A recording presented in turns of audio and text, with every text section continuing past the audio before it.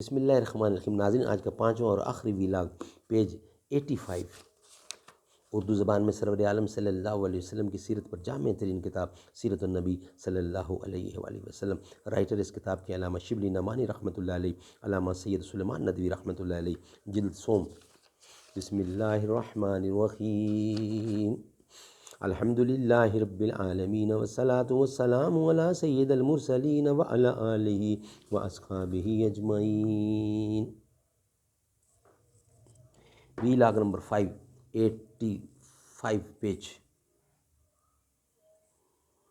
اے خاک نشینوں اٹھ بیٹھو، وہ وقت قریب آ پہنچا ہے جب تخت گرائے جائیں گے، جب تاج اچھالے جائیں گے۔ اب ٹوٹ گریں گی زنجیریں، اب زندانوں کی خیر نہیں۔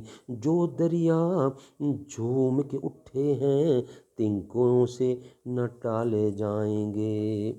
جب یہ مسلم ہو چکا کہ قوانین فطرت کی بنیاد تمام تر تجربہ پر ہے اور تجربہ کے ناقابل خط ہونے کا کبھی کسی حالت میں بھی دعویٰ نہیں کیا جا سکتا، تو پھر ظاہر ہے کہ کسی شے کے خلاف فطرت یا خارق عادت کہہ کر اس کو غلط یا ناممکن کیسے ثابت کیا جا سکتا ہے۔ چنانچہ خود ہیوم کا اپنے اسی اصول پر دعویٰ ہے کہ جس شے کا تصور ممکن ہے وہ کسی خاص تناقض کو مستلزم نہیں ہو سکتی، اور جو شے مستلزم ناقص نہ ہو اس کو کسی حاجت و برہان یا عقلی دلیل سے غلط نہیں ثابت کیا جا سکتا۔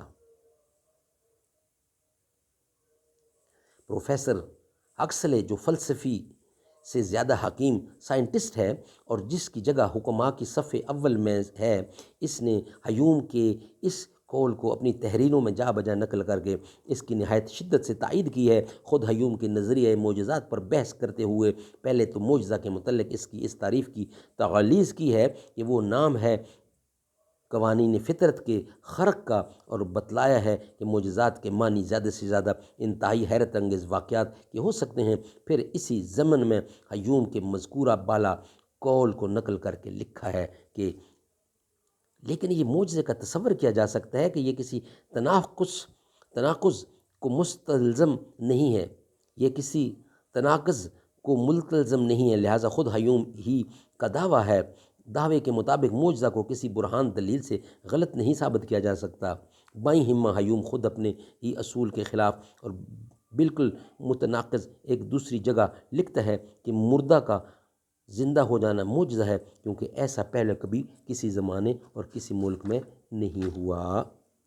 ناظرین، یہ ویلاگ یہاں ہی کمپلیٹ ہوا۔ کل انشاءاللہ ویلاگ نمبر 1 کے ساتھ آپ سے ملاقات ہوگی۔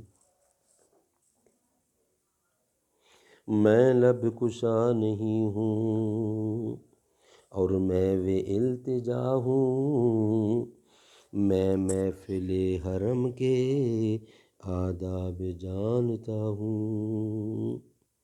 کوئی تو آنکھ والا گزرے گا اس طرف سے، طیبہ کے راستے میں منتظر کھڑا ہوں۔ ایسا کوئی مسافر شاہد کہیں نہ ہوگا، دیکھے بغیر اپنی منزل سے آشنا ہوں۔ یہ روشنی سی کیا ہے، خوشبو کہاں سے آئی، شاہد میں چلتے چلتے روضے تک آ گیا ہوں۔